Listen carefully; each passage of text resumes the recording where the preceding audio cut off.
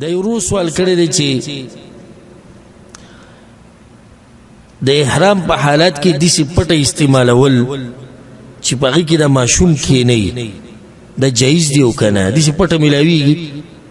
اکثر به تاسو لیدلي د حرم کې د حج او د عمرې په دوران کې چې بیګ غونته کیږي او هغه یې اوږو ته اچولی په هغې کې ماشوم ناست دا جایز دی او که نه الجواب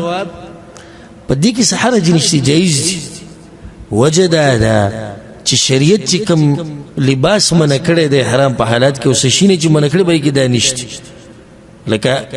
هغې کې رسول صلی الله علیه وسلم منع کړی ده کمیس نه منع کړی سراویل پرتوګ نه منع کړی ده د پټکي نه منع کړی ده د موزو نه منع کړی ده د کوټ او د واسکټ نه منع کړی ده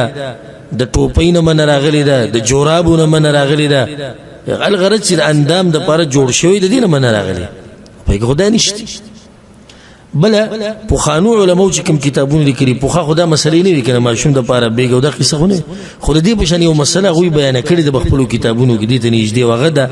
وایي که چېرته یو سړی سامان اوچتوي په ملا باندې سامان راوچت کړی او د دې سامان نه یو پړی تاو کړی او دا پړی بیا په خپل سینه باندې تړلی نو دا جایز دی نو دا پړی په سینه باندې تړل د سامان دپاره نږدې د دې ته چې ماشوم دې راوچت کړی او د هغه نه یو پټه تاو شوي هغه بیا ته د ځان نه تاو کړي یو شان ده نو چې هغه جایز شو نو داسې شو دا هم جایز شو والله اعلم